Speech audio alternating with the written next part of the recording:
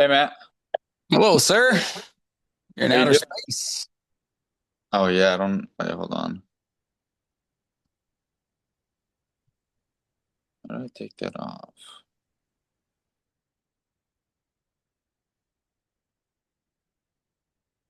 Nope, I missed the Bears. Oh, gross. So you're back active duty again? Yep, now I am. Ish. That way.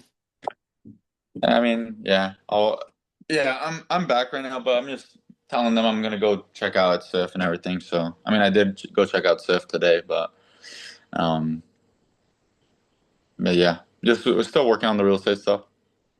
Good. You had a good productive weekend? Yeah, really, really productive weekend. I did open house for 3 days, and the Nice. which one is it? 1740 Petra Drive down in Chula Vista. And I took a page out of your book. I went down right before the. Actually, I don't think I did it exactly like you did it, but I did go door knocking the neighborhood beforehand and got the neighbors to come by.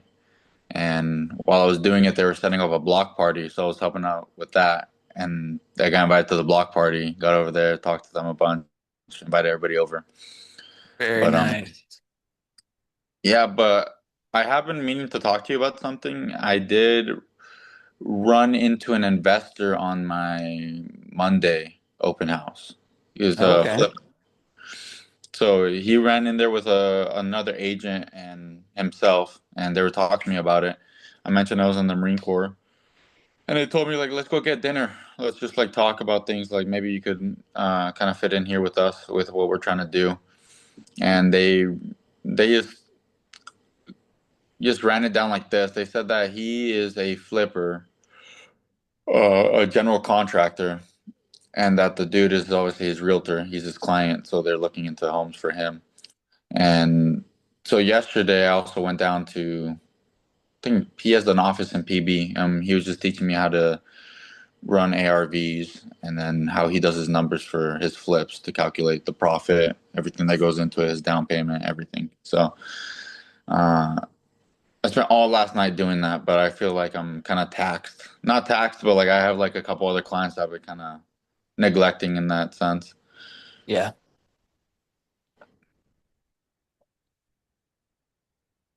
Everybody runs into investors in this business. What do you think though, Matt? I mean, for me, that's something that interests me. Like I have a dad who's a contractor. He doesn't have his license, but he's in the process of getting it. And I feel like Yeah. it'd be good knowledge for me to be able to run into things. But you said that you've dealt with investors as well, right? Yeah, I started out my business working for investors basically. And the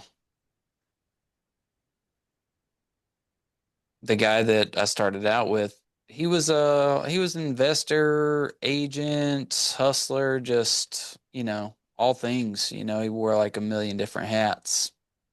Yeah. Uh, and what I can tell you is it's two completely different business models when you are working to just do residential sales versus working for, people who want to fix and flip homes. Yeah. Um, and people that are interested in doing investments do their dime a dozen. I get 15 text messages and emails and cold calls a day from people. Hey, got any off market properties? Got any fixers? Got any pocket deals for me? Blah blah Yeah. blah. So what I would tell you is the same thing I would tell anybody else, and it's that you need to figure out what you want to be in this business and stick to that. And unless you really, really, really want that to be your main focus, don't, Niche. yeah, don't take the bait. What's Okay. a good email address for you that you actually use? Uh, Castellanos. So it's my last name. CAS. Charlie Alpha Sierra Tango Echo Lima Lima Alpha November Oscar Sierra Uh-huh. Bravo Alpha Charlie Golf. Bravo Alpha Charlie Golf, so Castellanos BACG Yeah, BSCG. My at initials. Gmail. Yeah, at Did you? Gmail. Yeah. Matt, you said you started off with doing that investor stuff, like working with an investor. Don't you think that what would you say that it helped you with? Like, do you think it actually made a strong base for you in your career? It did, but it didn't exactly accelerate my real estate sales whatsoever. And I'll explain that to you in just a second. What I wanted to do was share the business tracker. I could swear we had a business tracker already established. Did we not? I don't think for me. I Oh, think I got to sit in on one. oh, okay. You said that I wasn't worthy enough of a business tracker of my own. Yeah, something I would never say in my life. Did you see that picture that I sent in the group chat of me in my slave suit? Yeah, sure So did. so Ethan went to an open house with me, and I asked him, I'm like, "Hey, what do you do in the Navy?" And he's like, "Oh, I'm kind of like an electrician on helicopters, Yeah, it's the like a same little thing light." I did. You were AVI also? Yep, and I was an aviation electrician. Same exact rate as Ethan. Yeah, yeah, AVI. Do you guys not call it AVI in the Navy? Nah, Aviation? we're AEs or ATs. Only the Marines do AVI. Oh, okay, okay. What's the difference between AE, AT? ATs are more comms, radars, radio, like heads up displays, stuff that's basically just like remove and replace a box, but they don't really do anything with wires. And then the electricians, we handle all things wires and then how those wires connect to lights, servos, and switches. And then also like mechanical things like motors, hydraulic pumps, and stuff like that. So typically, when something doesn't work, they call us the troubleshooter branch. So we'll go in and op check all the systems and figure out what isn't working and why. And if we isolate it down to where we say a pump is bad, a servo's bad, a motor's bad, then they'll go over to that shop and have them change it. Or we'll, uh, rarely we'll get involved with stuff that involves comms, radar, and nav. Yeah, There's some stuff that we deal with nav, but radar, comms, and the other like software related crap. That's where the ATs will come in, and they'll roughly troubleshoot their own stuff, but we laugh at them because their method of troubleshooting isn't really troubleshooting. If a yeah, nav system doesn't work or a comm system doesn't work, they just start swapping out parts like crazy until something fixes it. But yeah, they never shoot wires. They never like most of the time their shit is like turn it off, turn it back on. It's like Wi-Fi. You know what I yeah, mean? yeah. I get what you're Yeah. saying. Yeah, But for us, it's like, oh, landing gear doesn't come down. Holy shit. Okay, well, before the airframes go out there and start like trying to drain and flush, hydraulic systems, they're going to send troubleshooter branch to go just verify wiring's good, make sure the switches are turning on, make sure it's getting signal to the pumps and stuff. And then after we're done verifying that the whole system works, by then we figured out what the problem is, and then they just go and change that part. Whether yeah, it's like a hydraulic servo system or whatever. I mean, yeah. So we shoot wires, and we even like if they get a part like a servo or something, we'll test like voltage or resistance across that part too, and we'll help them figure out how that part's bad if it has some type of electrical component. So for that reason, I say you got to be smart to be an AE. You just have to be able to, remove and replace boxes if you're going to be AT. yeah, yeah. Okay, okay. I guess it's kind of like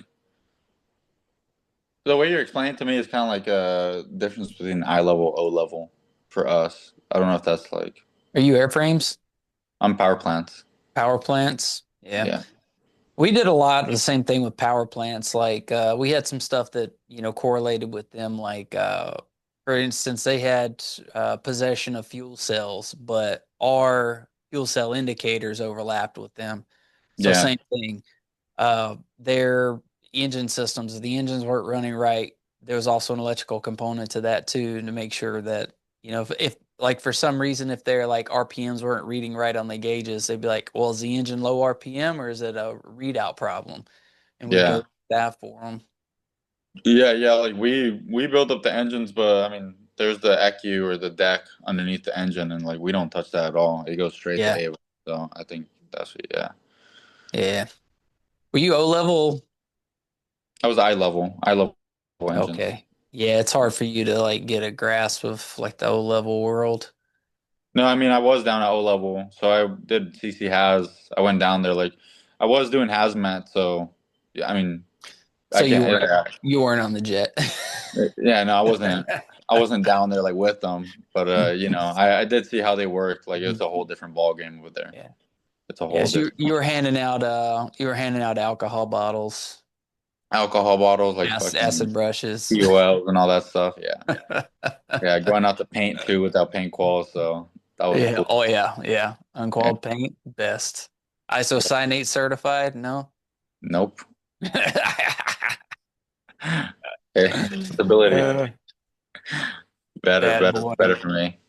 Yeah. No, yeah, but I Only mean, I asked Ethan about it. I was like, hey, what'd you do? He's like, oh, I was an electrician for the Navy.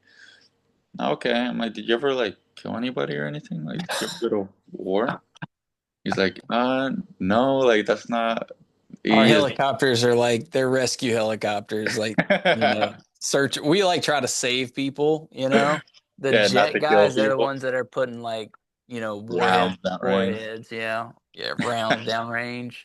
We would load up like 50 cal machine guns on the helicopters, but it was like defensive. Like if we Yeah, were doing search and rescue and it was in hostile territory, yeah, they'd mount a Browning 50 cal to the side of the aircraft, but they wouldn't fire it unless they were like, under siege. So yeah, yeah, yeah, yeah, yeah. I mean, he didn't obviously, so yeah. So back on schedule here, back on yeah, task. I want to talk real quick about the investor thing. So yeah, you met these guys, and they're like, you mentioned one was an investor, and then one was a realtor too. Is that right?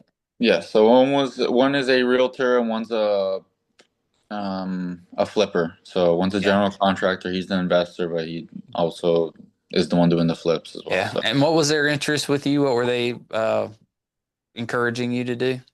Well, I mean, at first they came over and they were telling me they walked into the house and they were just checking out the property, Okay. checking to see how they did the flip and everything. So I just walked through with them, and it was something new to me, like what they were checking for. So I just tagged along and looked at it with them.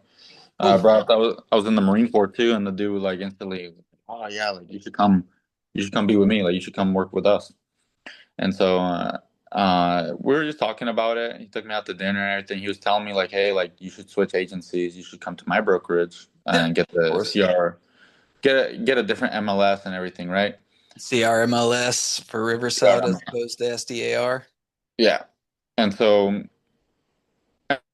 we were talking a lot more about it, and that was kind of like one thing. Like I'm not stupid. Like I kind of want to know like what's in it for them, right? Like there has to be Yeah. something in it for them because I'm not an experienced agent. I'm not. Uh, I don't think I showed him anything crazy when I was there. Maybe it was just the fact that that I was a Marine, but I kind of wanted to know like what the whole interest in me was like behind like whether or not he has the quota he has to meet to bring agents over to his brokerage, all Yeah. that stuff. So yesterday when we went out, I kind of asked more about that too. I asked him like, hey, like what is it with you? Like what if I don't join your brokerage, are you guys not gonna like work with me and like show me the ropes on this? And he said like, no, well, I mean, you don't have to do anything. I just like, you said because he asked me about my split. He's like with Real. Have you heard of Real Realty? Yeah, they're kind of a ver- a derivative of EXP. They took EXP's model and Yeah, they just duplicated it and then made adjustments to it so they could, like say that they're better than EXP, but they're not. They're just newer, yeah, yeah, and that's it. yeah. A So lot of he, people moved over to Real because people have this idea that with EXP, like if you didn't get in it early, like they really think of it like it's a multi-level marketing scheme. They're like, if you didn't get in early, then you lost out. But a multi-level marketing scheme is like a never-ending top to bottom. So if you were the first person that showed up, then you would have an infinite pipeline below you. And so, yeah, you really won. But it's not. It only goes 7 levels deep. So it doesn't matter if you started 5 years ago. If you start right now, everybody gets like essentially the same opportunity with it. Yeah. So just a bad mindset. So when Real came out, they're like, oh, it's like an opportunity to start all over at the top. So a bunch of people jumped on it real quick. And now they're realizing that, like, well, it didn't really improve your life at all. Yeah. And Yeah. it's a smaller company. It's not nearly as established. It's like, I wouldn't even say it's like Coke and Pepsi. It's like, you know, Dr. Fizz or something. yeah, fucking uh, Dr. Thunder, Yeah, like, Dr. Thunder. yeah, not Okay, even, I'll fuck up some Dr. Thunder though. Yeah. yeah.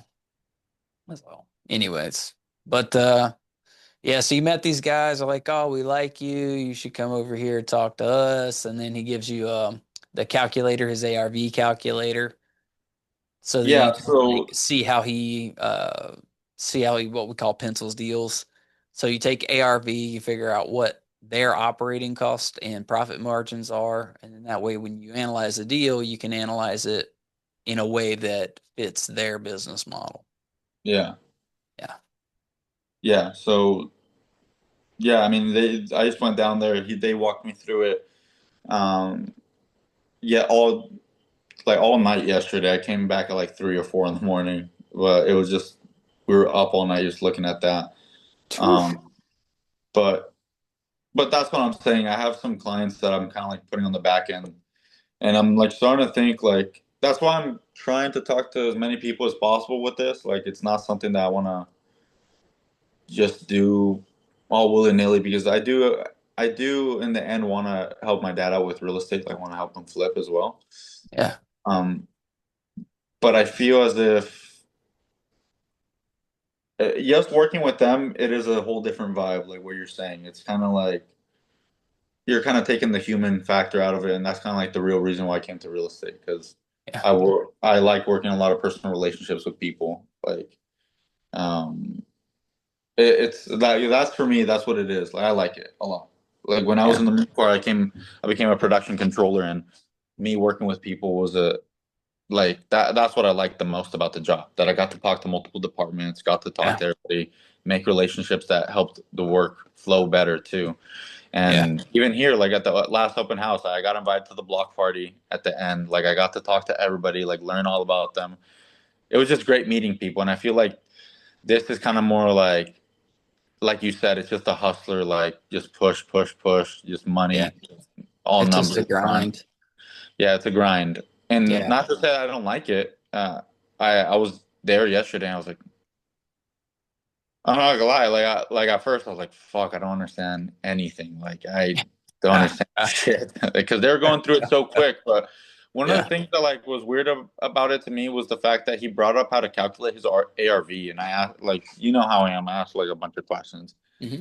And uh I kept asking him, I'm like, okay, well, like you guys are doing all these calculations. You're using what you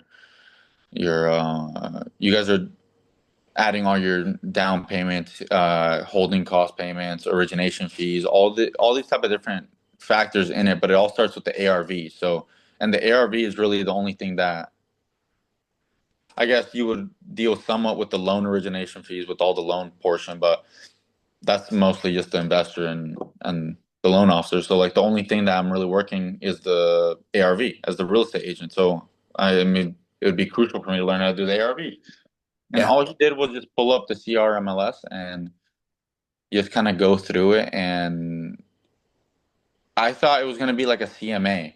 So I kind of wanted to ask you about that. Like a CMA seemed like way, way more in depth than what he showed me. All he did was just pull numbers and like kind of grab the least amount out of Yeah. it. Now he did say it was because he's like super experienced in it with the investor, but And that has a lot to do with just knowing your numbers, right? So yeah, when people have an ARV calculation, they have to base that off a certain known factors. And the only way you can get to those known factors is if you have a really tight grouping and you've done this repeatedly to where you know that you can get certain costs at a pretty fixed amount, right? So, for example, say I'm a fix and flipper and I start with a house that's a luxury home on the coast. And then I put a ton of money into that. And turns out like, I spent $2 million on the house and I spent 300,000 just in flooring and paint and a bathroom, right? And then sold it and I made a $50,000 profit, right? Well, I would like record all that down. Those would be my numbers, right? Yeah. If I turned around and went and found a $600,000 house in El Cajon and tried to apply the same figures to that, I would totally shit the bed because it's a completely different market. It's a completely different house. If I put $300,000 into a house in El Cajon, I'd never get it back. So I'd be Yeah. Yeah. upside down. The finishes that I would use on a luxury home on the coast are not the same that I would use in El Cajon. The cost of the acquisition of the property and the amount of profit that I would expect to get out of it would be completely different from one to the other. So you have to control for that. And a good investor, a good fix and flipper will try to stay in a lane and say, hey, I'm only going to target homes that are in a very narrow pathway because I understand my numbers on these types of homes. Now, not to say they couldn't run two programs, but maybe they have two different sets of books and say, hey, I got a set of numbers for luxury like coastals and I got a set of numbers for these residentials over here. But if they're not smart enough and they try to apply the wrong, different sets of numbers across those different houses, they're going to make big problems. People who get into their first fix and flip, they don't have numbers at all. So they're going off what they think are the right numbers, Yeah. right? Based on what someone else told them and stuff like that. Maybe they don't get the materials at a discount because they don't buy them in bulk because it's their first deal, not their 30th, right? Yeah. After I've done 15 deals, I might have so much leftover material that I could go and do a whole fix and flip on a whole new house just with my leftover materials and it cost me nothing, right? Versus somebody who's just getting started. Not to mention the amount of tooling that they need, buying the equipment that they're going to need in the first place to do a lot of this stuff, like those upfront costs. Someone who's done 30 of these has a lot of that equipment. They've already like maybe stopped renting equipment. They started buying equipment. So now it's like that cost is no longer fixed into their, calculations. So they're able to bring those costs down. Going through contractors and service providers that suck and having to pay to have the job done twice. You're going to have a ton of that when you first get started versus later on. Some people never get really good at finding those low cost service providers and they have higher cost service providers. Or maybe Yeah. they just choose to have higher cost service providers and make it up with cheaper materials. That way, at least they know that the job's getting done right, even if it's not like a swanky finish, right? Yeah. So you only figure those things out once you get out there and you go through a ton of these. And once you do figure that out, then you can take like say 5 of these houses and you put them side by side and you can say, all right, all these houses are about 2,000 square feet. I bought them all at about, X dollars. And I spent about, based on the size of this, the house, I spent about, say $100,000 on each of them. 100,000 divided by 2,000 square feet gives me a certain dollar per square foot of input, right? So at that point, once you got like 5 or 10 of those houses and they're all just about the same, now you can look at it and say, wow, I'm operating at an average price per square foot to remodel of X dollars, 50, 100, 150, $200 a square foot, whatever, Yeah. to remodel these. And I'm making an average of percentage profit margin on these.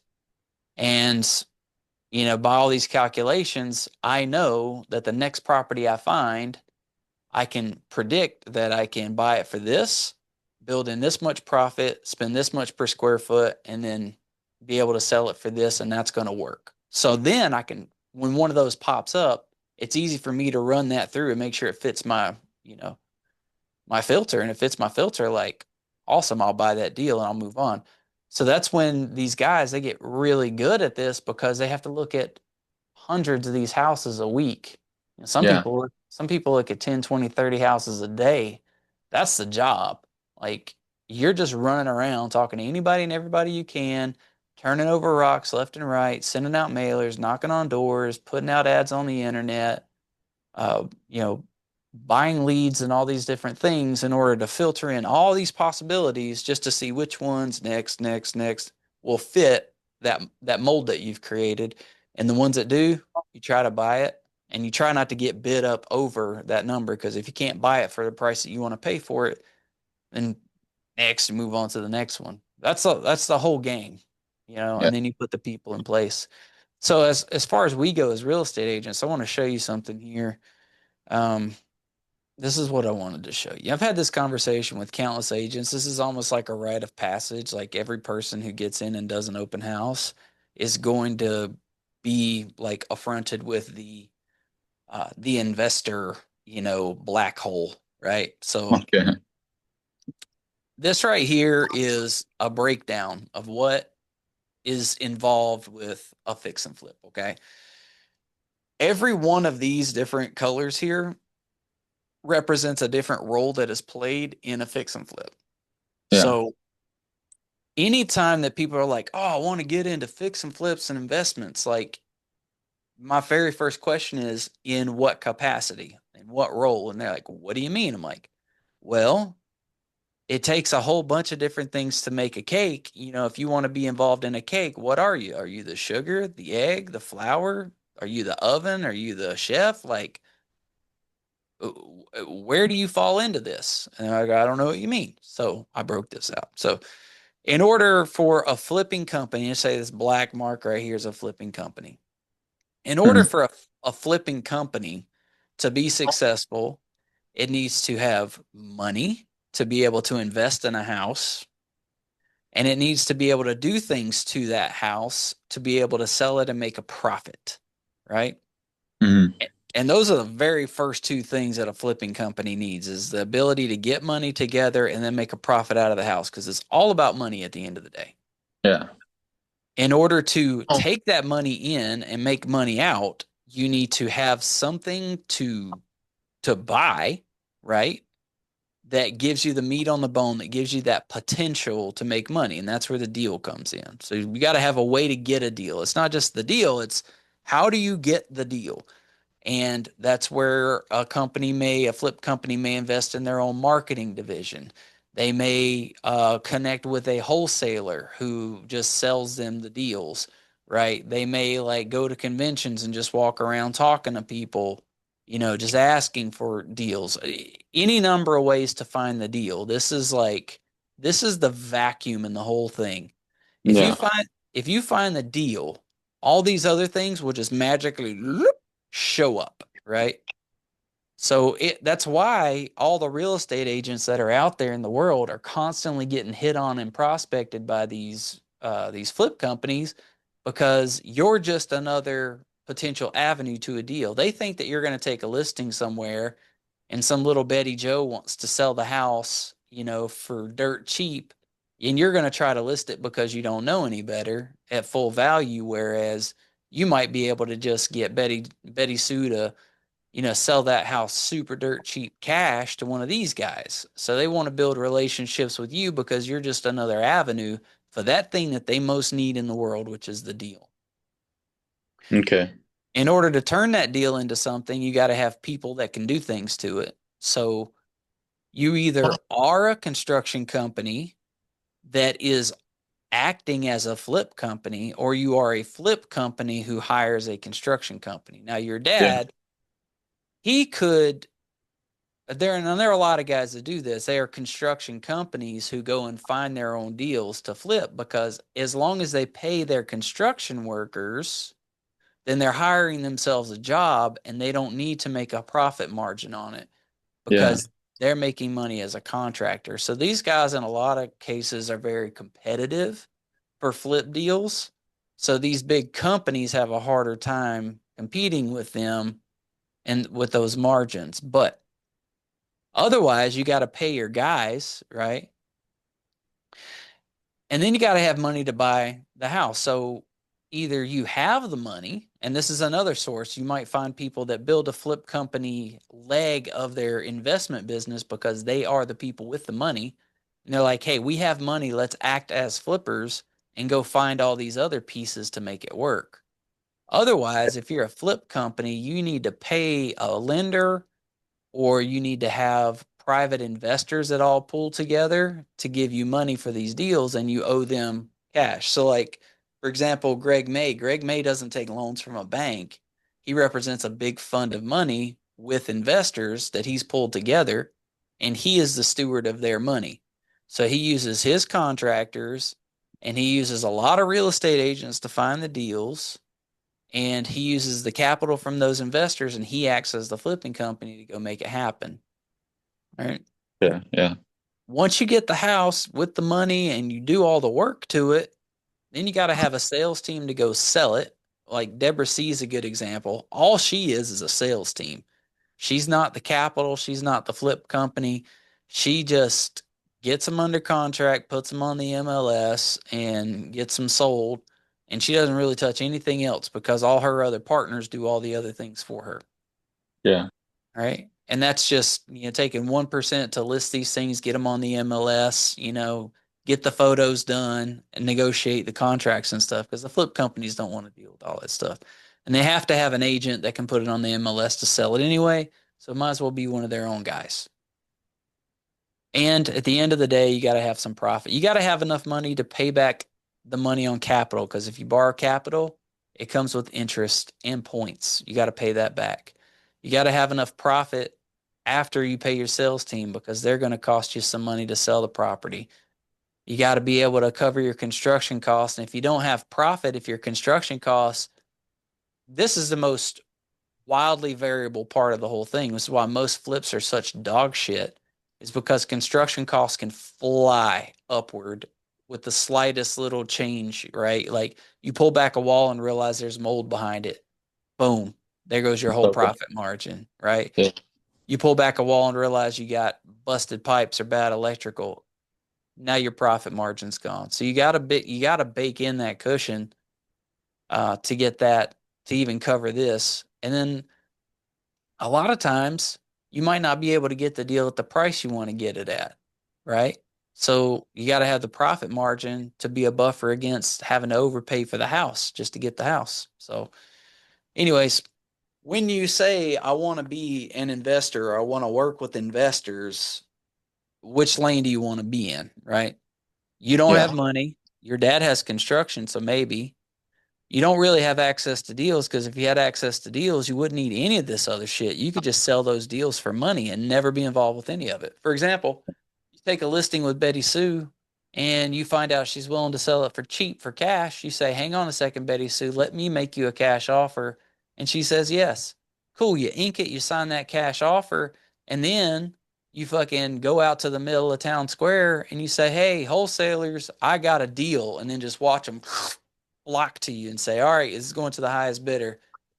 And then you just bid that house out and people will buy it. Say you got it under contract for 600,000 cash, you could get them to pay you 6, 10, 20, 30, 50, 700 even. And you're like, cool. If you as a flipper can make money on this at 700 cash, then let's do this deal. I'll make 100. You'll buy the house. You'll be able to make your profit after you're done with everything. Betty Sue gets her 600. Bob's your uncle. You never have to be a flipper. You never have to worry about any of this risk or any of that crap. You just use the opportunity that you had as a salesperson to be able to get the deal and then recognize the value in the deal and then leverage it. That makes sense? yeah, yeah, Yeah. yeah. So, Yeah, I've seen this. You showed me this graph before, and it was helpful too. Just yeah. yeah, I mean, it is something down the line that I would like to get into. Like you said, that there's a lot of factors that go into it. Obviously, the capital. I don't have the capital right now, either with my dad or with me. But Yeah. yeah, I mean, I just realistically, what I would want to do is just kind of like hunker down and uh learn this portion of it first, like the Yeah. actual portion of it first. Uh, I mean, yeah, I did like learning about this. It's just, I mean, the good thing about this is that like I've gotten to see more aspects of the real estate world too. So like even Yeah. if I had this idea of that I want to go into this, like I did see how it is too. So Yeah, there's value in education and everything that you do. So if people were to ask me if my first couple of years in real estate were a mistake, I'd say no. But it did take me 2 years to make a paycheck doing this because I went and analyzed deal after deal after deal. I went and sent out, I used my own money and sent out mailers. I did my own follow-ups. I knocked on doors, drove around looking for ugly houses. I talked to neighbors. I looked up, the maps to look for like undeveloped parts of like the inner city, but suburban areas for infill development opportunities where, you might have house, house, house, empty lot, house. Well, you'd want to get that empty lot and build a house on it because why not? Right? It's an opportunity. Um, and I looked for all those things, and it took a long time. It took 2 years before I finally got paid on my first deal going that route. Yeah, But I turned around after I got my license and I was in contract helping my military friends buy houses within like months of getting my license, right? yeah, The turnaround time for actually just bringing money into your account and actually building a business, real estate sales is, I'm not going to say it's easier, but it's much faster and it's a well established road with tons of people who need representation. yeah, A deal is a hard thing to find, but a willing and able buyer or seller is easier to find, yeah, right? Well, I'm not going to say easier to find, but more abundant anyways. Like you can talk to them on social media. You can't get on social media and have a deal just fall into your lap. You got to go hunt the deal. But to build relationships with people and get referrals to represent them to buy or sell a house, that's a much easier thing to get. A lot of people do the same thing I did. They get into real estate investing, realize, wow, this is like super uncertain. And if I'm not investing in these homes like financially with my own money and stuff like that, just being the deal finder is not a very great way to earn a living. So we end up just usually just pivoting going into real estate sales.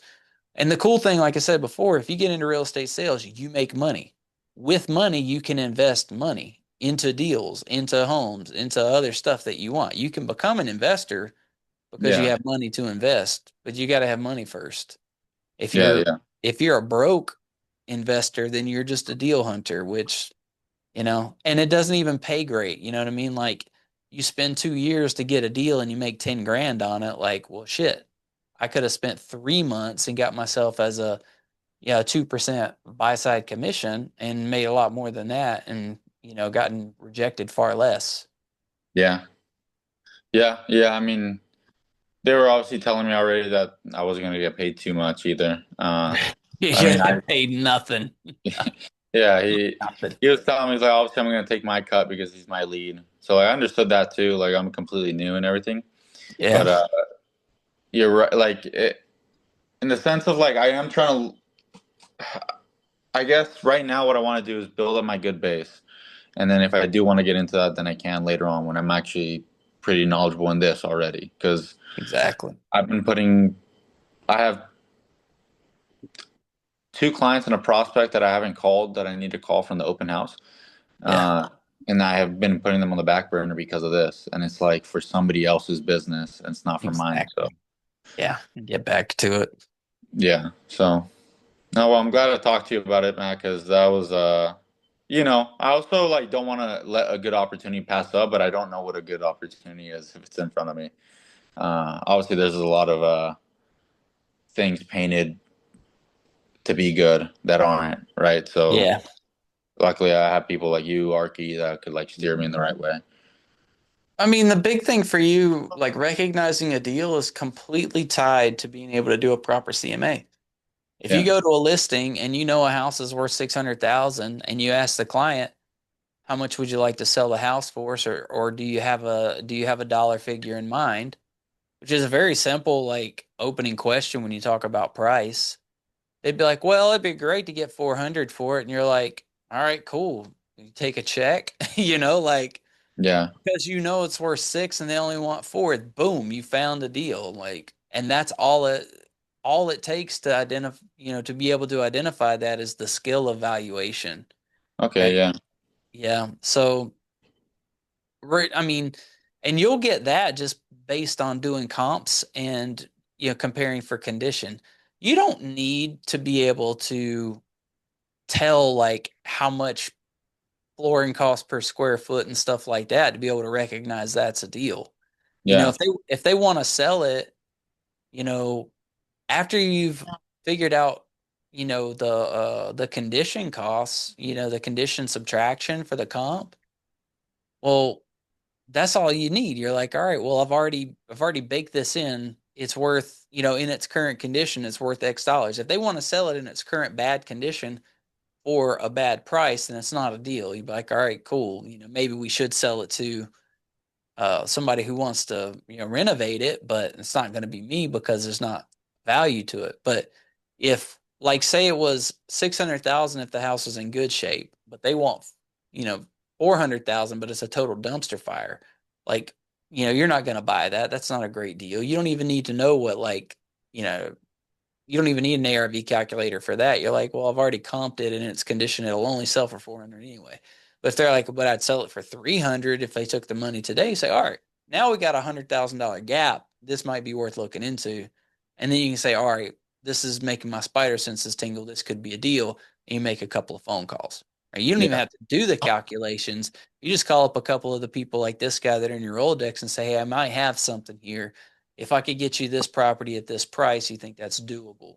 And then, of course, they'd want to see it and stuff like that. But you're not going to get cut out of the deal in most cases because no one wants to kill the goose that's laying the golden eggs, right? yeah, Some are stupid enough to do it, but they don't last very long. So you don't have to worry too much about that. But yeah, you just call them and you say, all right, well, what's the number? And if they're like, if let them do the numbers, if they look at it and they're like, there's not enough meat on the bone for me, like, all right, cool. Then you just go list the house. yeah. So you don't even have to be an expert.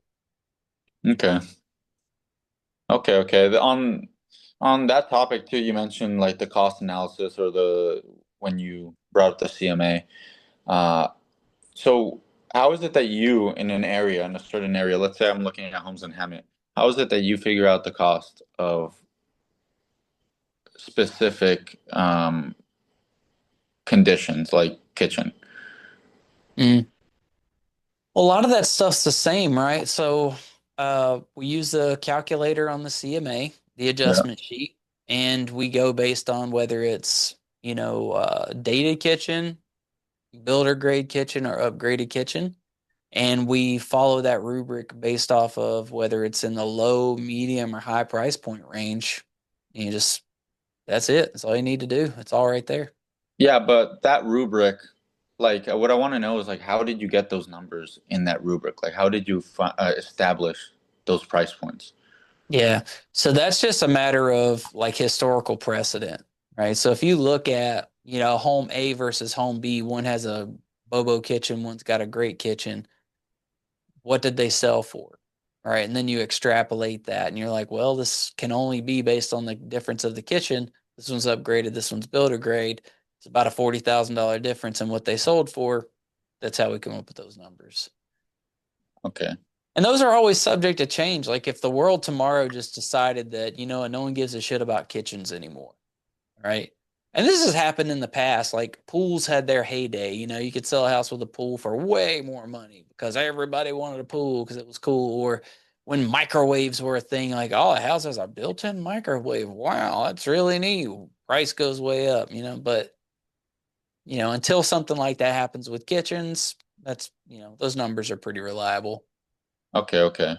Mhm. Yeah, I mean, I'm not saying that they aren't. I just don't want to know like What's the how, basis for them? Where do they come how they're from? Yeah. derived. Yeah, there's not like some agency out there that determines that kitchens are worth a certain dollar figure. It's what we see in the behavior of buyers that informs that rubric.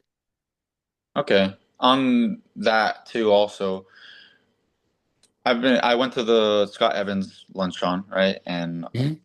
I've also been watching a lot of YouTube videos. I forget who it is, but it's a big like realtor YouTuber. He like brings a lot of people on. I watch him like he gives me a lot of good ideas too, like the open houses. There was some kid that was going on there like doing open houses every week, so he was just prospecting times 1,000 because he was just doing it throughout the week, and then Yeah. uh, he also, him having his signs out in the middle of the week would cause people to like look at him and be like, well, this guy's like Yeah. working hard, and it makes him look good too because he's actually out there promoting his business or the Yeah. listing itself.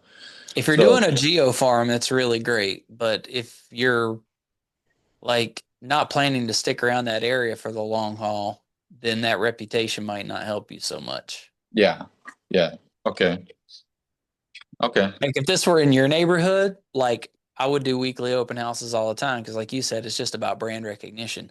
yeah, Nobody's going to a 3 week old open house on a freaking Tuesday at noon. It's just not happening. yeah, But if you have an opportunity to sit inside that house and maybe it's got Wi-Fi and you can work with your signs up outside, you're killing two birds with one stone. People are yeah, seeing your advertising for free. And heck, maybe somebody walks in, but otherwise you're still just going to be working away doing your 9 to 5 job anyhow, making your yeah, calls, you know, okay, planning your showings, sort of thing. We talked about this one before. This is for investors. Just real quick on this. I yeah, think you and I had actually talked about this before, but um, when it comes to working with investors, and I just wanted to like kind of lay this out there, investors want a ton of agents working for them, yeah, right? We as real estate agents, what we offer our clients is access, consultation, and representation, right? Or consultation, access, representation. yeah, Consultation is like helping them understand what they want to do, getting to the bottom of it, why it matters, and then building a plan, right? Then access is opening up doors for them so that they can go see properties, which is actually the cheapest. It's a commodity. It's like the cheapest tool that we have in our tool belt is just open doors for people. But it's the yeah. only thing that most buyers, like traditional, like, family, yeah, end user buyers, Are looking think for. that's the only thing that they think that we do for them, but that's the least valuable thing we do for them.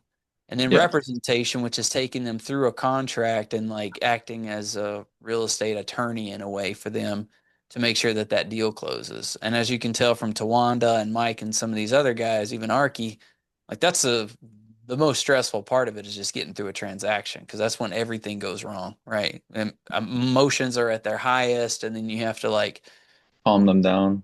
calm everybody down, smooth everything out, make everybody happy. Working with buyers, right? So you're one agent and you want a bunch of buyers. That way you can serve them all, right? So your whole job is to go out there and find a whole ton of buyers, and they're going to hopefully just work with you directly. And you're going to give them those three things: consultation, access, and representation.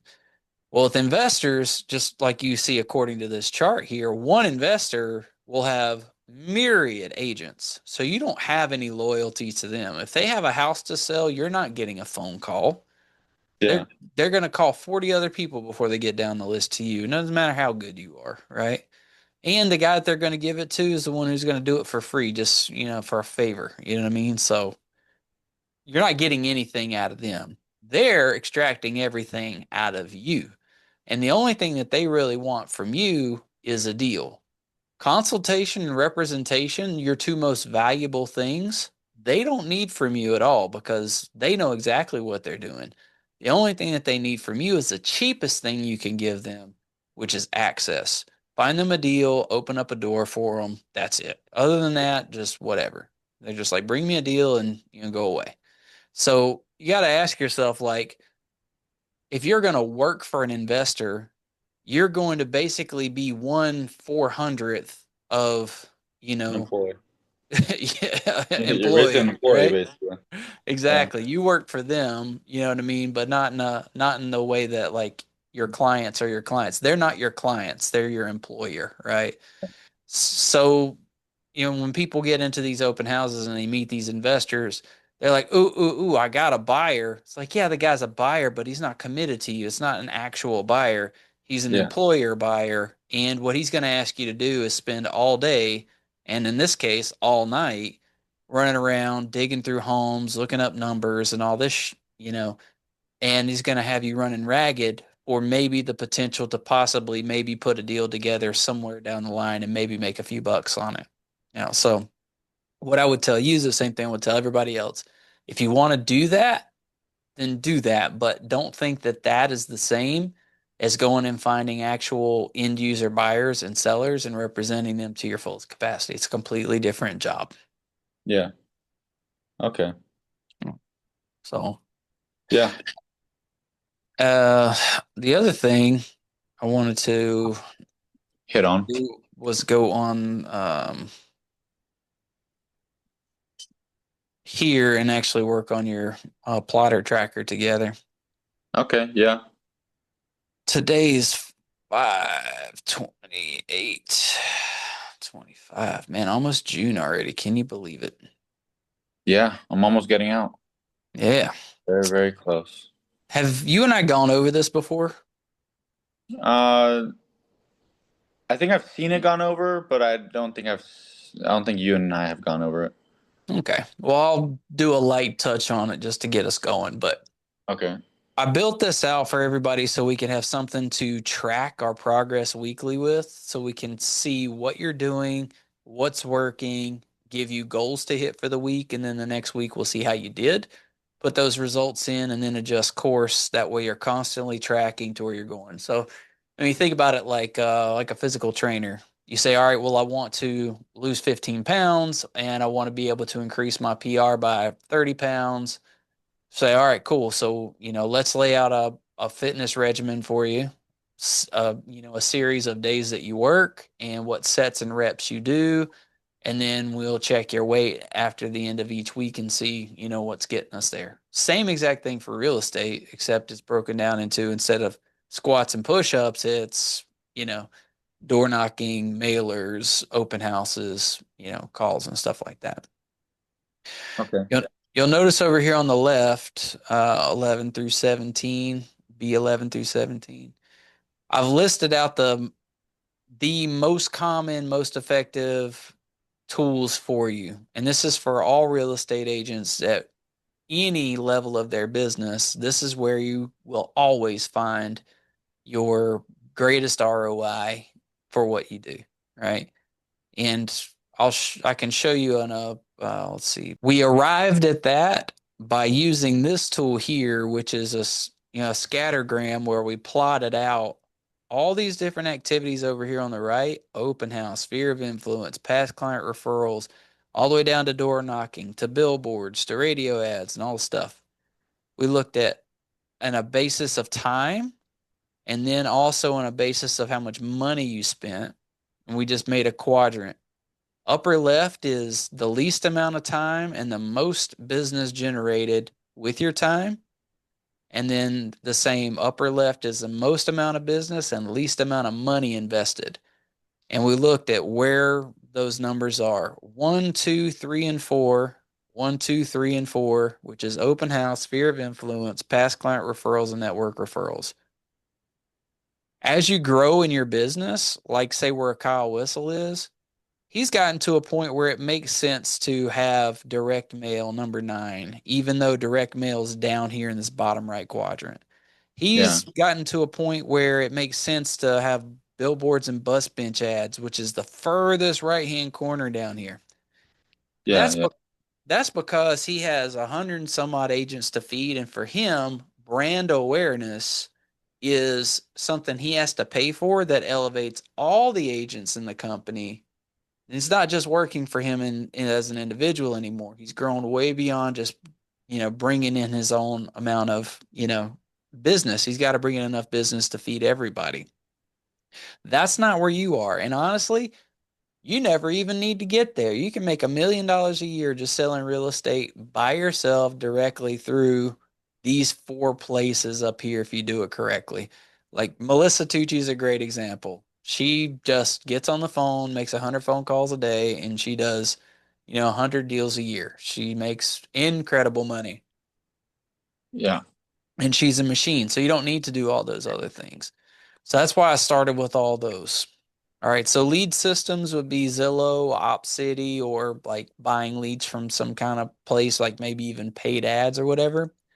But I don't want you doing that right now because you're just getting started out. You don't have any money to spend.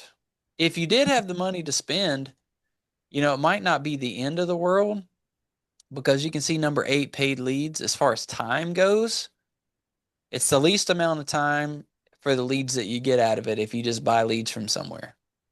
But the people you deal with often suck because they don't already have somebody in their network that they can trust to do real estate for them. And it's usually because they're not great people in a lot of cases. They just Okay. don't have friends or Yeah. they don't have any loyalty. So you get those people, or they're transplants from other places. That happens too.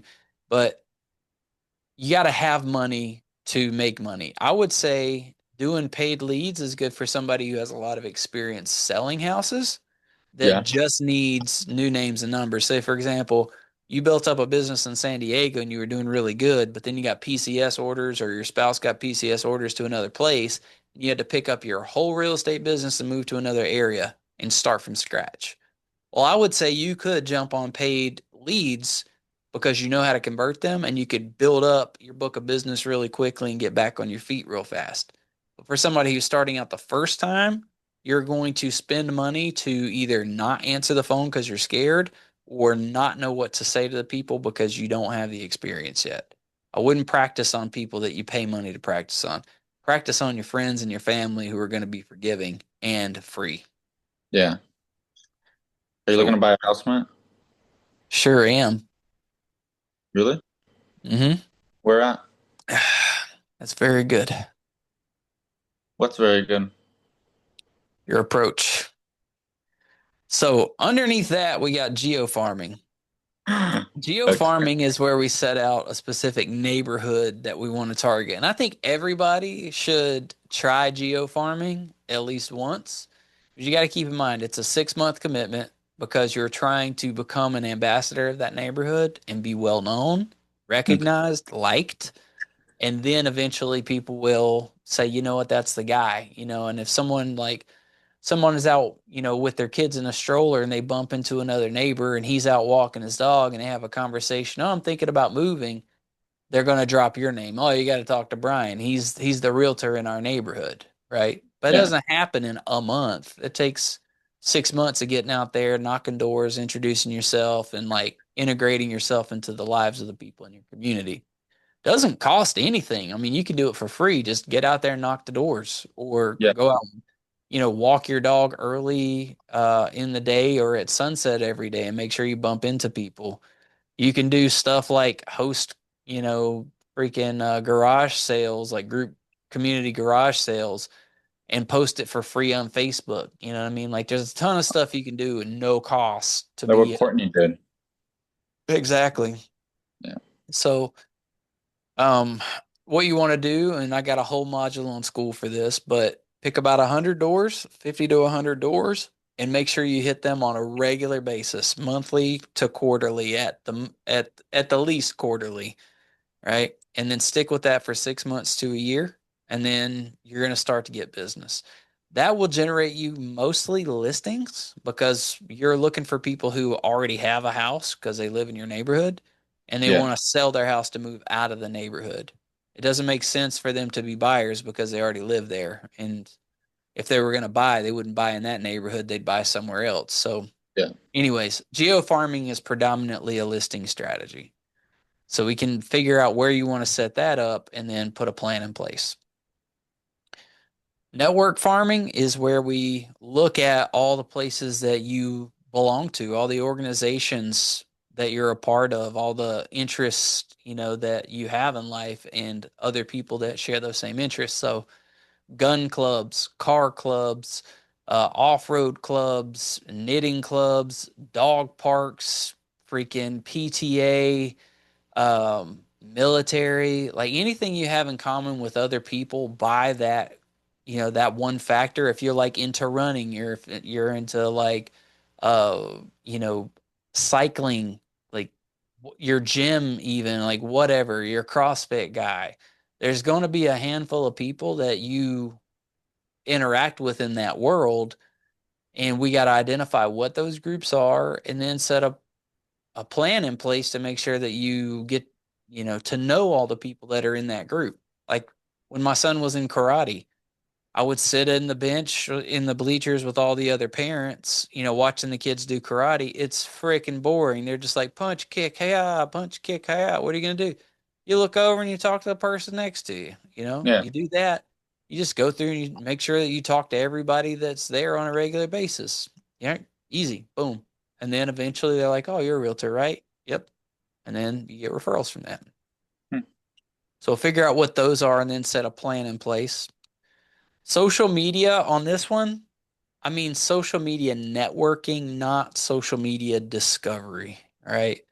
Social media networking is using things like LinkedIn and Facebook where people have real profiles, real names, real pictures, and they Yeah. have like traceable real connections with other real humans that you may have like friends with in common. So what I love about Facebook and LinkedIn is you can see a visual representation of a real network of people and you can easily like transmit yourself through that network and collect, all these people and build relationships with them. And they're all warm relationships because you know someone in common. All it takes is you find somebody that's on there that you have a friend in common with, you add them, and then the first thing you do is say, "Oh, I noticed you're friends with so and so. How do you know them?" There it is. Now you've like, boom, you've just created this whole new novel relationship.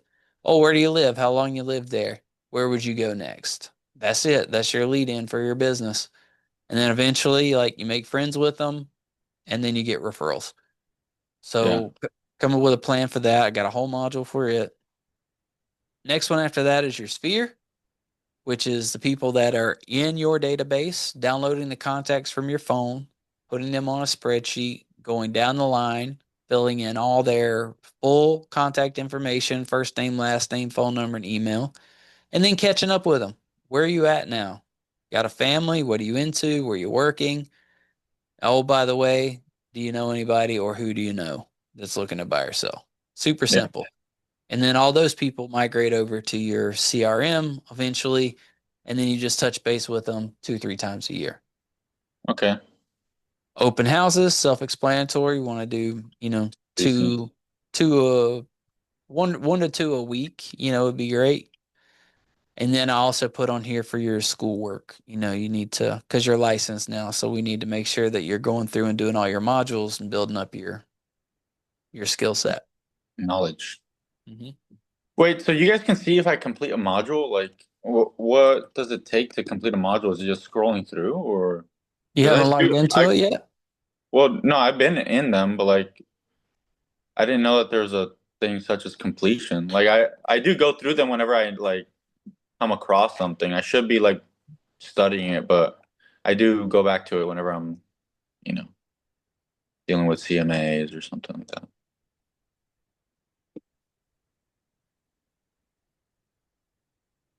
So if you go down here, like say grooming your sphere of influence, all you Yeah. got to do when you're done is just check this little box right here. Mark is done. Oh, okay, okay. I've completed a lot of these then, Yeah. And what I do is I can go here to members. I believe and it's you'll see. members. Yeah. And I can see how much you've all done. Oh wow, Ethan has a really good picture, like a very professional picture. Yeah. You guys should all have a professional picture like that. Let's see. Yeah, it shows his activity on here, which he hasn't opened anything up yet. But he's just barely even started his licenses Yeah. classes. And he also has that thing. Wait, is Han Solo? Yeah, Han Solo. He's my website designer guy. I Oh, just gave him access so he could like figure out how to integrate it to my website.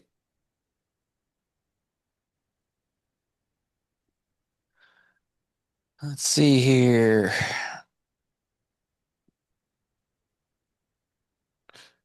I And have to change my picture too. courses, 0% progress, both Ouch. categories. Yeah, I didn't know that you could actually click it to say that was good. Mhm. I've just been reading through them. Now you know, I don't want you to think I wasn't using this. I am using this, so. good. I'm glad. But then you're gonna start being mean to me. No, I don't need that to be mean to you. Oh yeah, he was beaming. Just give you shit. All right. So this section up here, real quick, under the prospect goal. All right. So we'll talk prospect goal, added, contact goal, and contacts made. A contact is actually like communicating with somebody. A Yeah. prospect is collecting a prospect, collecting a name or number that's going to go into your like database, right? So when I say I'm going to contact, you know, three people, that means I'm going to have three conversations with people on my geo farm. That's what you're shooting for. And then at the end of the week, you're going to put what you did. You know, maybe it was two, maybe it was 23, who knows? But we're going to evaluate that so we can determine what's working for you and what isn't, do more of what does and less of what doesn't. And Okay. um, then prospects, like say you talk to three people and you wanted to get three phone numbers, like, hey, let me get your email address. Let's stay in touch. But they're like, nah, your breath stinks and you didn't get any of them. Right. So, then you'd be like, oh, I wanted three, but I got zero contact informations. So that means you didn't add any prospects to your system. Okay. Right. But we're only going to be able to start doing these numbers once we've gotten pretty far with these down here. Because until you know how many doors you hit geofarming to get a conversation with somebody, then you're not going to be able to really set a goal. Like, say, for example, I went out and I'm just like, all right, I'm going to knock on 10 doors. I'm going to get 10 conversations and I'm going to get 10 people to give me their phone numbers. You knock 10 doors, one person answered and they slammed the door in your face. Like, Yeah. well, shit. Then you have to extrapolate that and say, all right, well, how many doors do I need to get slammed in my face before someone actually gives me their phone number? Turns out the number's five. So you're like, then that means I got to multiply everything I did times five. So that means I got to hit 50 doors to get four people to slam the door in my face and one person give me their phone number. So that's when you set the goals for your, you know, like saying geo farming, all right, I need to hit 50 doors this week and then set your prospect and contact goals accordingly. Okay. Because you don't control people saying yes or even answering the door. All that you control is you making the attempt, right?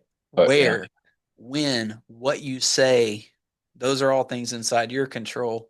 The results that happen are just, you got to just track to see what those results are after the fact and then adjust what you control accordingly. Okay. A lot of people get burned out in this industry because because they want to control the stuff they can't. Courtney's a good example. Like she gets these ideas that if she puts all this stuff together, then people are just going to come like throw business at her. And then when they don't, she feels like, she made a huge mistake. It's like you're trying to control the wrong end of this. You can only control what you do. So maybe next time, don't do a garage sale. Maybe next time, do a bake sale. Or instead of doing a bake sale, maybe just knock on the doors straight up. Like, try something different to get people to take different action. But don't be upset because they're not doing what you wish they would do. Yeah. Okay. So, Open couple houses, things. how are we measuring that? Amounts of open houses? Yeah. So what we'll do here is let's just say like today's Wednesday, right? Say we touch base again on Wednesday. So, plan is to hit two open houses this weekend. And then where would you like to do those open houses? Either Oceanside or Temecula. I need to follow up with Arky. I know Arky wants to do one with me. Okay, so that's what you're going to do is follow up with Arky and schedule them. Boom. So that's what Perfect. you need to do. All right. Then when we get together next week, we'll just fast forward, right? Just for an example. I wrote all that in black. Now, what we'll do is come down here in blue and bold and say Did two open houses, met three people, two not interested, and one wants to have a meeting on Thursday.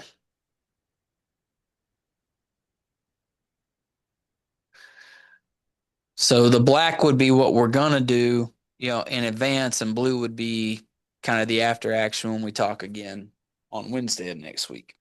Okay. If it totally went terrible, instead of being in blue, we would do it in red and be like, Stop doing open houses.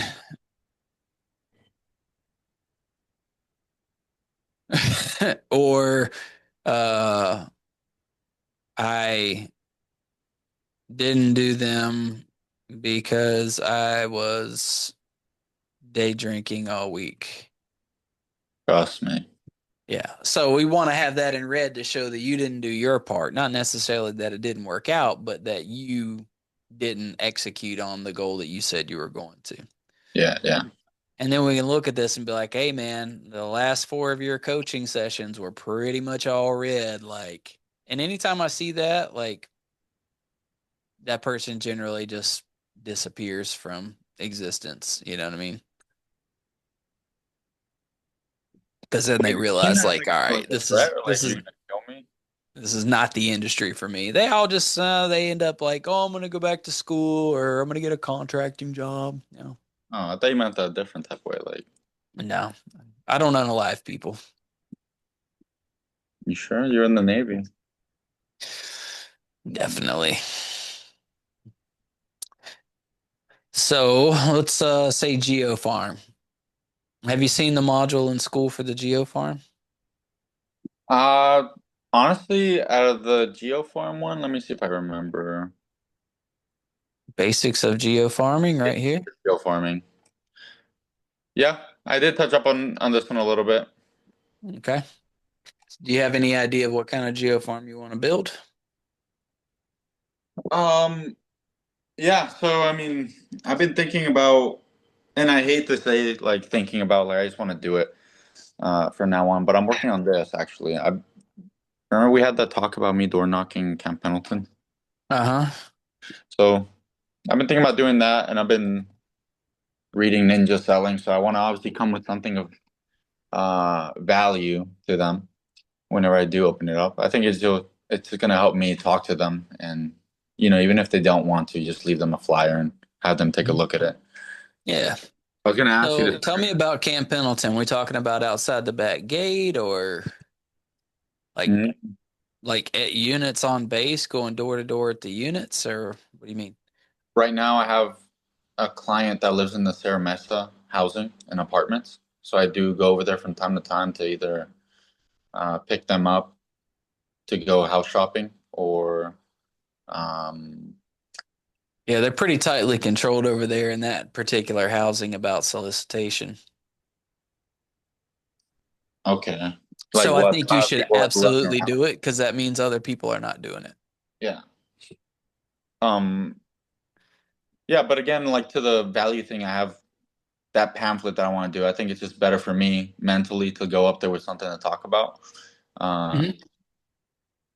but I'm going to start doing it this week, regardless of pamphlet or not, because I don't like just sitting here saying I'm going to do something and not do it. But I was going to Okay. ask you for the Home Free Realty logo. Maybe we could slap it on this. Yeah. Do you have a pamphlet already? I'm working on it. I've worked on the little front. I'm chat GBTing what I'm going to have to put for where am I?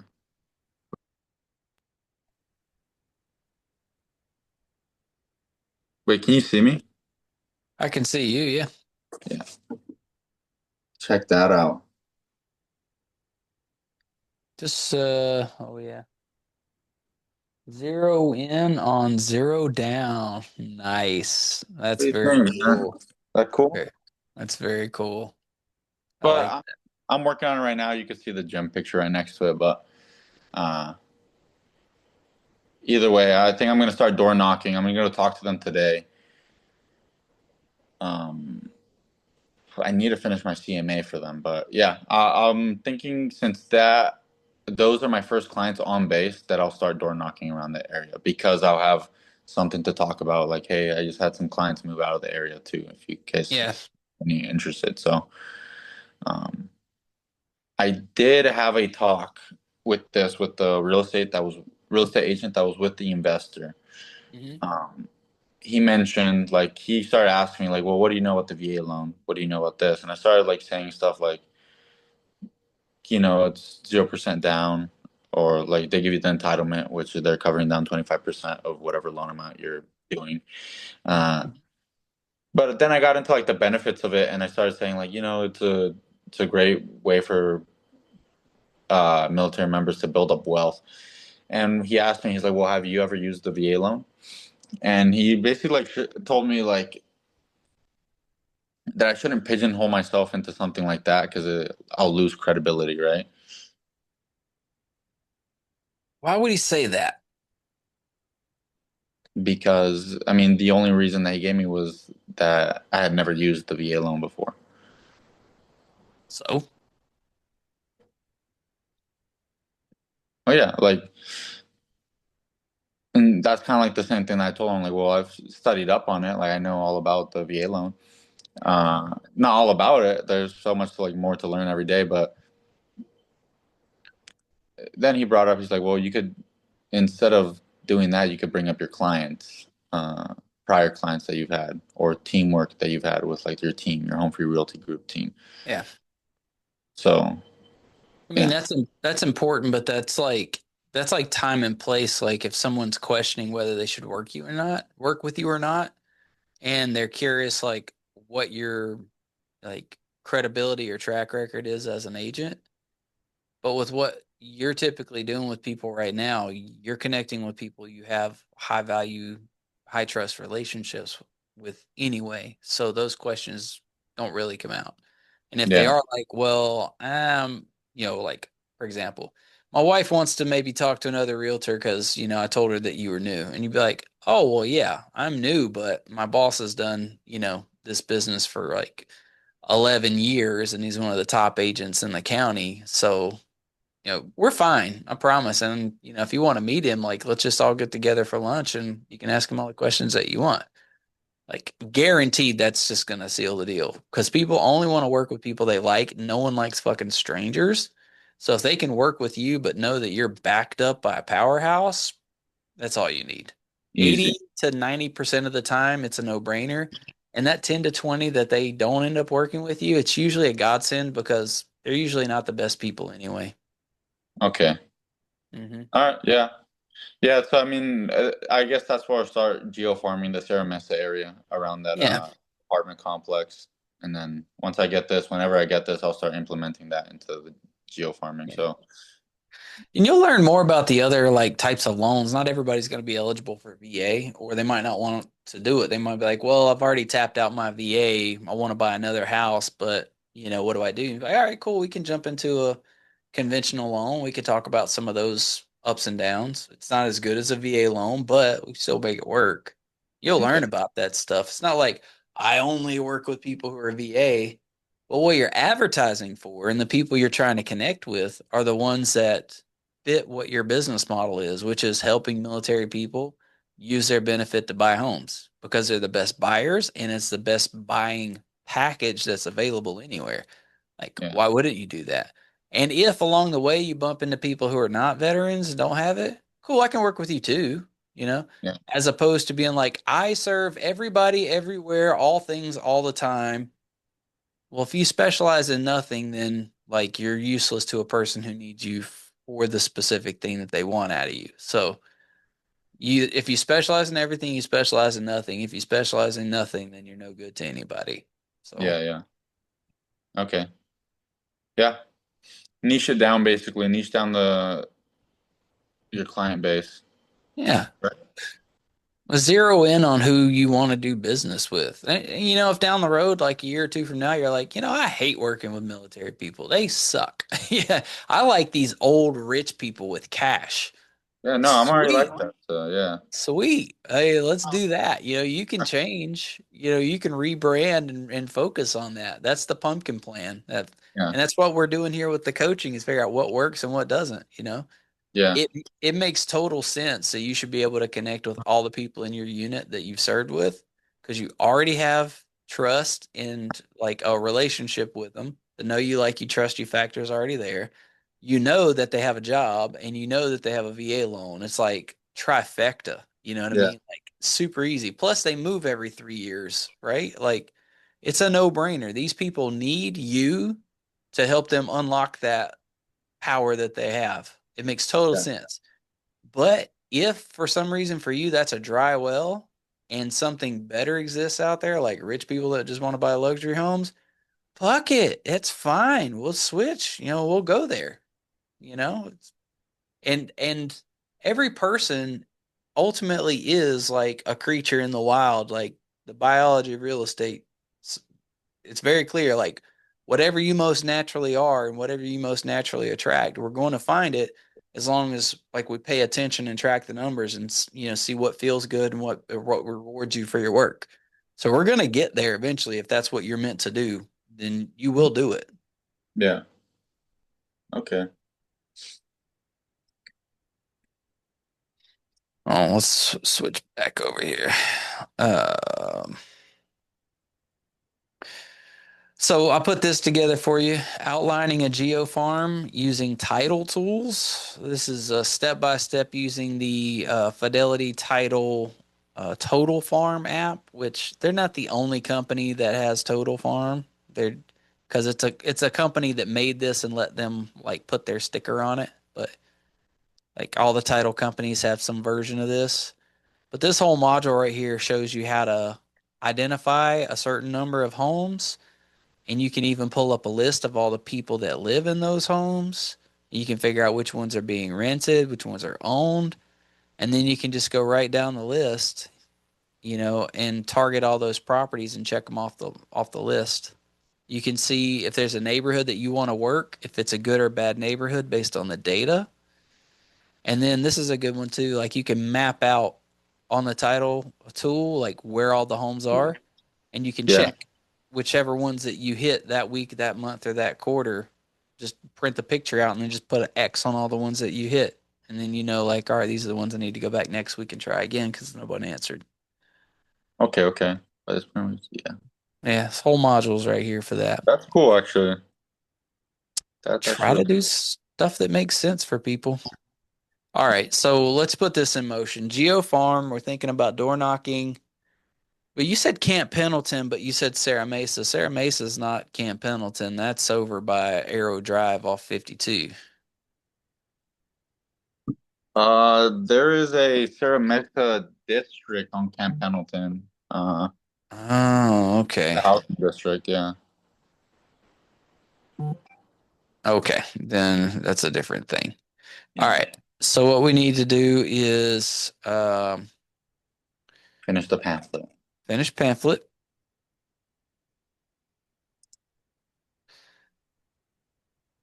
then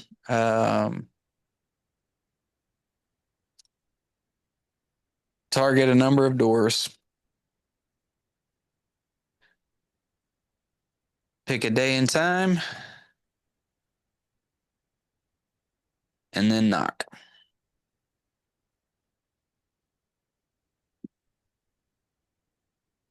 Easy peasy. So you're going to have to get in here and identify at some point over the next day or two which doors and how many of them you plan to hit, and then do it. And then next week we'll check in and see how you did or if you chickened out. And we don't Out have to we don't have to start with a network farm and social media today if you got your hands busy with with all planning this open stuff. houses and following up with your clients. I'm going to use this block down here for just like kind of a results section. So just notes, right? Mhm.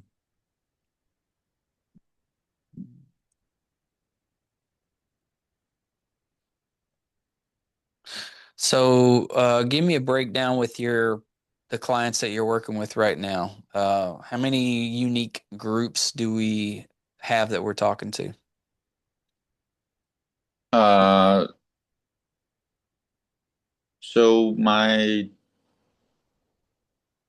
I have one set of clients. I have my staff sergeant who reached out to me, who was initially looking to buy land, and I think the more he talked it over with his wife and with me, he decided on wanting to buy a cabin in Big Bear. So his whole plan was to do a short-term rental or to have a short-term rental property, a property that could be turned into short-term rental, but he could go on the weekends and have like a cookout or whatever it may be, or on some downtime. And he ended up landing to a cabin because I started bringing him a lot of information about short-term rentals. I would like vet the land that he wanted was in Idlewild, and there's a lot of HOAs up there, so it was very hard to do what he was trying to do. So he settled on a Big Bear cabin. So right now, all I'm waiting for is just the loan, the pre-appraisal to come back from Joey's team, and my other set of clients, Raz and Christian. They're just Lance Corporal and his wife that are living on base. She works part time, and they just want a home. They want a home of their own to be able to start building up their equity.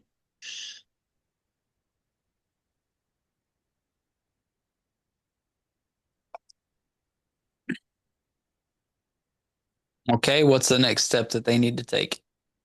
Um, they are still house shopping right now, so I'm getting them properties right now to look through, and then whenever they have time, uh, or really if they have any time during the week, I'll take them. If they decide they found a certain amount of properties I want to look at, but they Hmm. haven't told me anything about the properties I've been sending them. Okay. Uh, but regardless, I'm just setting up a list for them for this weekend. If they don't want to go check out during this week, I'll go take them this weekend regardless. And they're pre-approved, right? Yes, they're approved for 450. They're looking in the 400 range.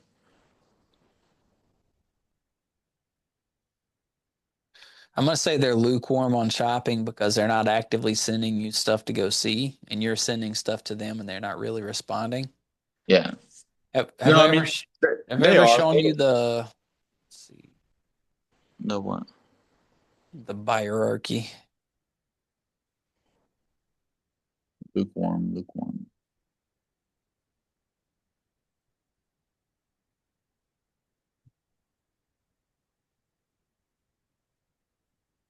This will be important later on, but you're starting to fill your pipeline right now. So this is the hierarchy of buyers, right? So this is a way to like one track how people move like through the evolution of becoming a ultimately a buyer, but also like how you like triage people. Like if you got five people you're dealing with and you only have enough time for three of them, what do you do and in what order, right? So that you can like push people through.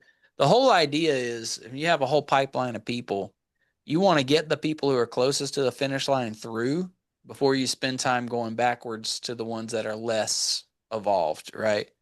Because it's a filter. When you bring people in, you're going to get 10 people who are like interested, and then only a certain number of them are going to be able to get pre-approved, and then only a certain number of them are actually going to go shopping, and only a certain number of them are going to find a house that they like and put in an offer, and only a certain number of them will actually go all the way through and close.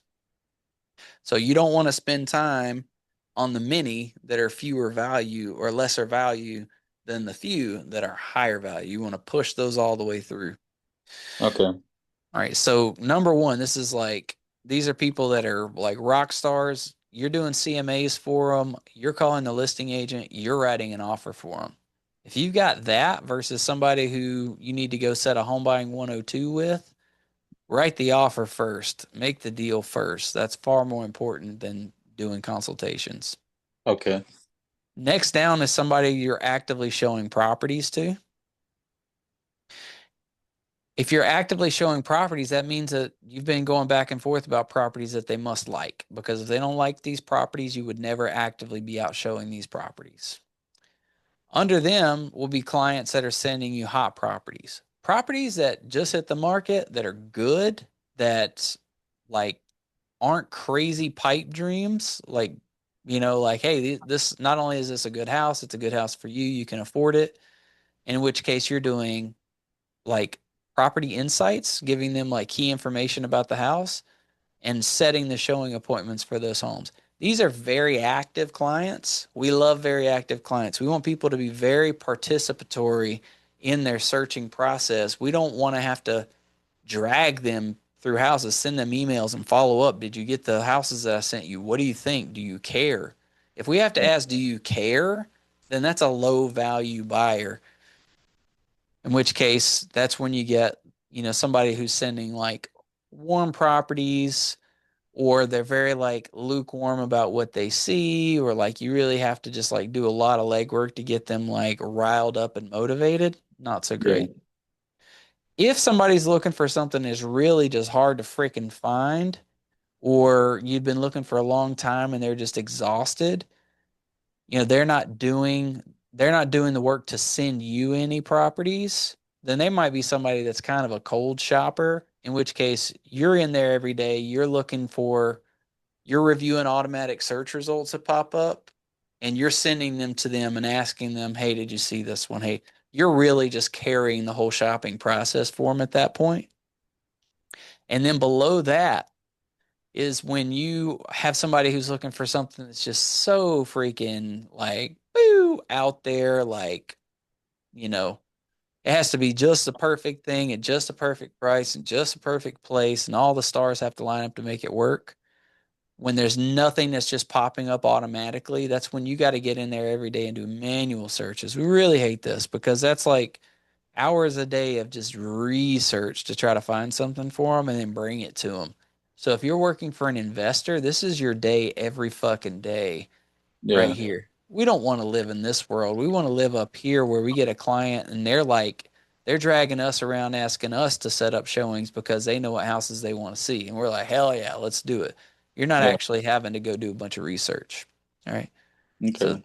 this right here, you're gonna have to figure out how to like, categorize your people like where they fall in this pecking order. Okay.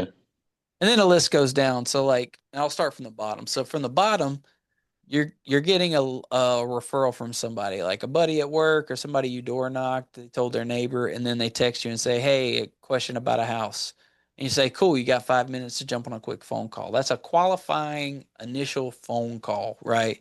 You're getting on the phone with that person. What's your story? What's your situation? Married, kids, where you living now? What's the plan? You want to find out if they're crazy or not, right? You want to see, do you have a job?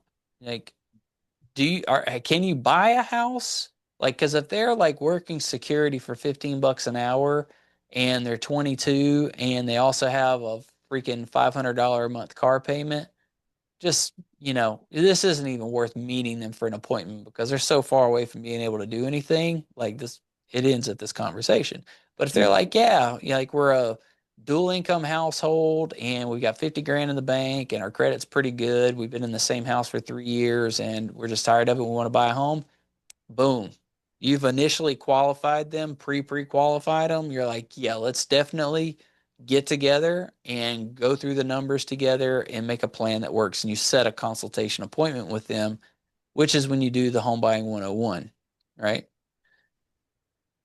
Scheduling the home buyer 101 leads to doing the home buying 101. And then after that, once you do the 101, you're going to vet them again to make sure that like there isn't anything else that you're missing. Their timeline's good. And if they're like, yeah, we're ready to rock and roll, then you're going to send them over to lending to get pre-approved. When they're connecting with the lender, a lot of times it takes them several days to get their stuff over to lending. I've lost a lot of clients in that space between referring them to lending and a week or two goes by without them doing anything. And then they lose motivation, life changes, kid's birthday, in laws move in, weird shit happens. So, my advice is once you get them pushed over to lending, follow up with them like every day with the lender and with them.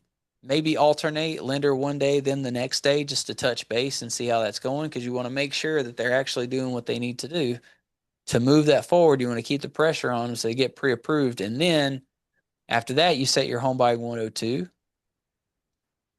And at the home buying 102, you say, hey, well, now we have this much money. Like we know this is what we're pre-approved for. Let's zero in and create a search together for the houses that we want and agree on what houses that we're going to go look at. And then you're off to the races. Now you have an actual shopping client.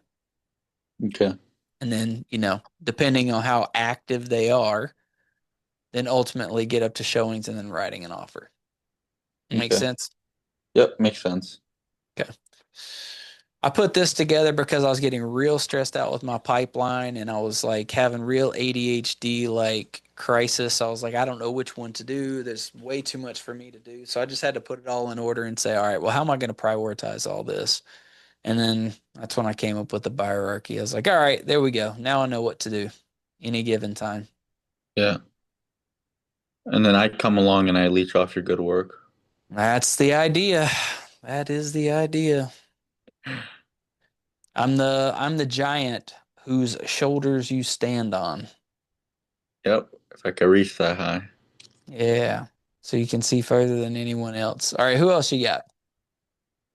Um, You said there were a couple people from open house you needed to follow up with.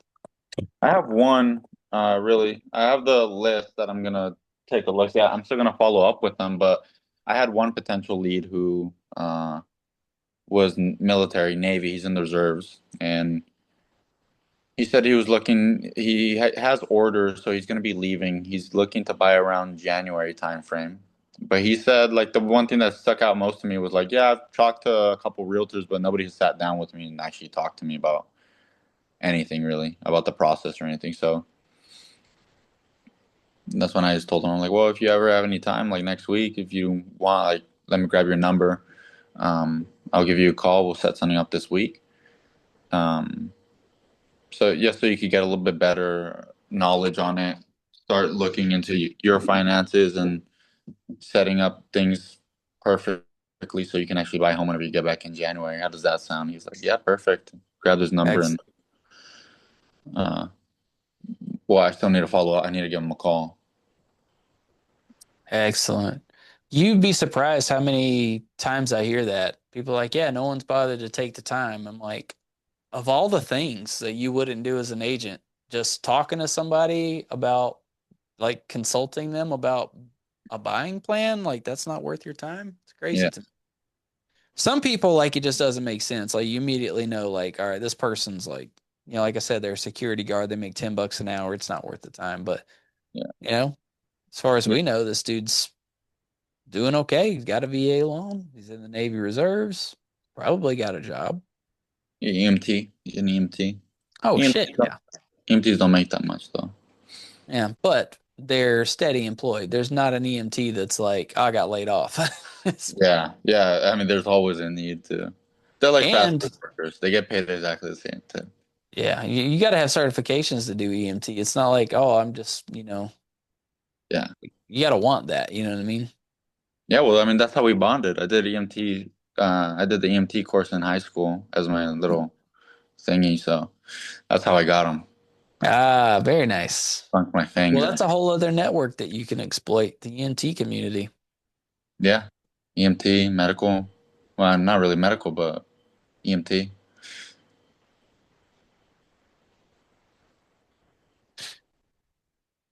That's one that not too many real estate agents overlap with that community. Yeah, Leah's in a good place because she works in healthcare, so she knows a yeah. lot of people through her job. Not to mention she's just a social dynamo. But Oh yeah, she's so great. You saw her at the event. She brought that firefighter over there.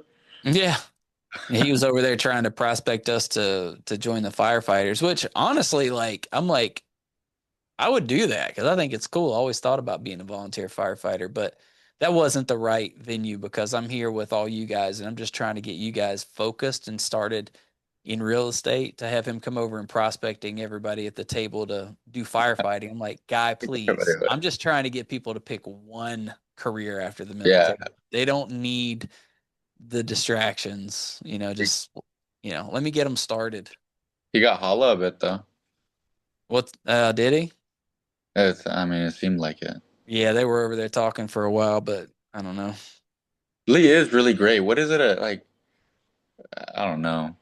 I know like I know communication and being friendly like that, it's skills that you can build up on, but I don't know, Oh just no, Lee has that special. she's a natural. Like she really she derives energy from communicating with new people. Yeah. Whereas me, I expend energy talking to new people. So like I have to build up for it. I perform, and then afterwards, I need me time in the garage, on the grill. Yeah. Like I got to Yeah. recharge Yeah. the batteries. Her like when she talks to other people, that's her plugging in the phone, you know? Like, Yeah, yeah. Charging up her battery. yep, No, exactly. she's great. She's great. Yeah. She's a super sweet person too, which I love. Yeah. She'll do well. I with her it's kind of opposite because I gotta like remind her not to give her business away. I'm like, Lee, like don't give your leads away to other people. Like actually close them, or Yeah. else you're not gonna be in business. Yeah, Yeah. yeah. She like the first time she came over to the team, she was sitting down with us and just so dumbfounded at how we were just helping each other. She's like, "What? Like, no, I want to like give you some of my commission." It's like, yeah, we can share, but like, you're all just yeah.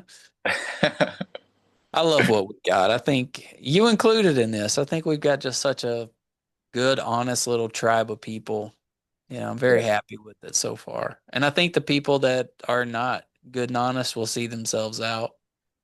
yeah, yeah, Yeah. And if not, I'll throw them out because I'm just like, you know, if all you guys end up doing 3 deals a year, but you're wonderful people, I'm so much happier than that with that than a team full of killers that I've got to like constantly be worrying about, you know, like backstabbing and infighting and stealing leads and doing nefarious shit. I'm like, just yeah.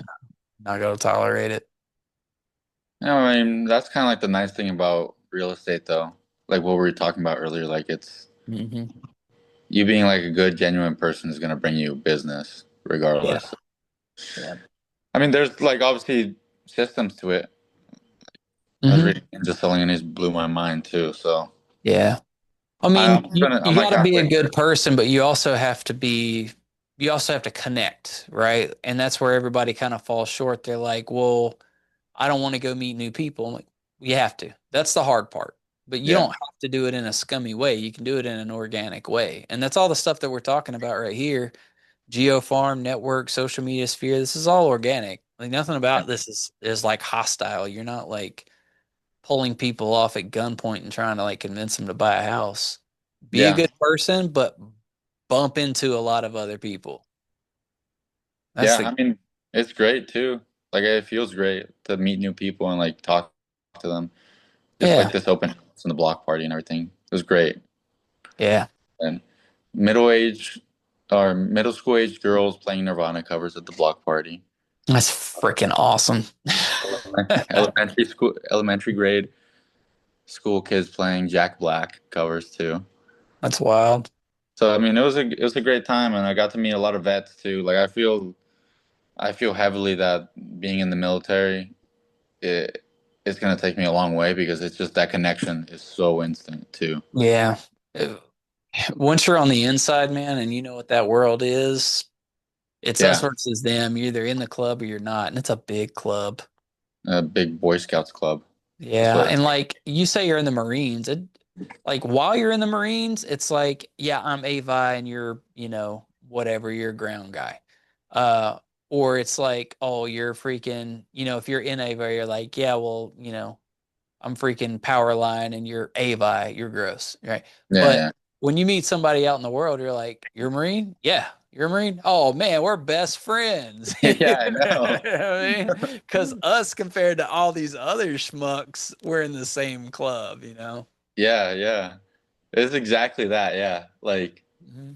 I feel like you like put value to different things like grit, grime, all that stuff. So Hmm. it's perfect. Like that's what I love too. It's like just being myself with people. Like it's great. It's great. I met this Navy veteran who Dan Parnell over there at the open house. Got Yeah. out, was a civilian contractor for the Marines, and just like chalked up his ear. Same thing. Like one of the other neighbors had a Marine Corps flag in his garage, and when I was talking to him later, I remembered him, like, and I was like, hey, yeah, I brought it up. I was like, yeah, I'm on Skillbridge right now. I'm in the Marine Corps and I'm learning how to do real estate, so I'm out here getting it. He's like, oh, you're in the Marine Corps too? He just chopped it up too, right there. Like, Yep. just it's just really nice making connections with people like outside my age group too. Yep. And it'll be even better when you start closing some deals off of that. And then, well, not just the money factor, you need to make money, but having the closed sales, going over to their house, like for their Yeah, kids' birthdays and stuff like that, like being welcomed into their home as part of their life, them looking back and be like, yeah, this is the guy that got us this place. Uh, that's really cool, you know? yeah. So I mean, I don't want to jinx this client that I have, obviously, but like they've already been telling me a bunch of stuff like, yes, all the stuff that you're doing for us, like I swear, like whenever we get into this house, like I'm gonna shout your fucking name into the mountains and like get you more referrals. Like, I'll tell everybody that you got us this house and everything. So That, it's nice already, but I did go to a key ceremony with Arky. yeah. Like he reached out to me. He's like, "Hey, can you do me a favor? Could you run around and grab my like the gifts for me?" Like, yeah, sure. I Yeah. got you.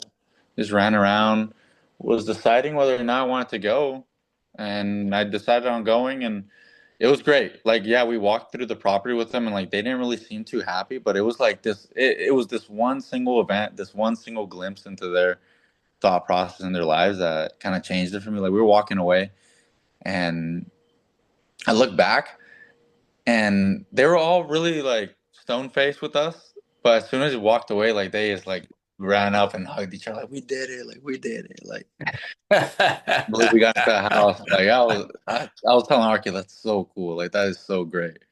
Yeah. So it's gonna I be mean, nice. they're paralyzed with fear, and that's what you see, you know. And then once they realize, like, holy crap, you know, we lifted the weight, the workout's over, now we're here. Yeah, It's a change, you know. And they start yeah, thinking about the future. It's a whole different world for them at that point. yeah, In which case, that's when, like, I've had people I've been in contract with that was so stressful. And then once we closed, it was like they acted like we never had any like tension at all. They're like, yeah, you're coming over, right? And I'm like, I thought you guys hated me. Like, yeah, I yelling at referred you you. to like so and so at work already. I was like, all right, cool. So that was just the stress talk and it wasn't anything personal, you know? You kind of got to keep it level, huh? Yeah. Have you ever came across anything like any transaction where they did make it really personal? Have you ever had that? Yeah, a couple times, you know, and you just do the best you can to remind them to keep it professional. You know, I could tell you stories like that for days, but that's for another day. Yeah, yeah, I want yeah. you to have I want to share with you all the good stories first. And then once you're like in the thick of things and you're dealing with some stressful shit, then, you know, And you I'll drop me with regale you with stressful my stuff. horror stories. It's not so bad then. Yeah. You'll survive. You'll survive. I mean, it's just people, right? Like nobody's like chasing you with a gun or a knife or anything, you know. Yeah, yeah. Pe- Devin People is. are people are going to be upset, but they'll be fine. The deal will close or it won't, and you'll move on to the next customer. You know, the sun comes up tomorrow. Yeah, yeah, Right. yeah, So, yeah. Need to well, prospect more. yeah, well, we covered a lot of ground here. So what I'll do is, you got a copy of this. Feel free to Yeah. update this over the week until we get together next week. And then what I'd love in a perfect world is for you to have all this stuff filled out and you share with me how things went and what the ups and downs were, and then we can talk about what to do next. But if you don't get around to it, then we'll do it together. We just won't get as much time for planning if we spend our whole time doing after actions. But, you know, I realize everybody gets busy, so do the best you can. Okay. Yeah. I'm gonna switch gears and work with Mr. Devin here and see how far along he's moved. Perfect. Perfect. I'll Yeah. leave you to it. All right, sir. Good chatting with you. I'll talk to you soon. See you soon, Matt. Thank you. You're Bye. welcome. Adios.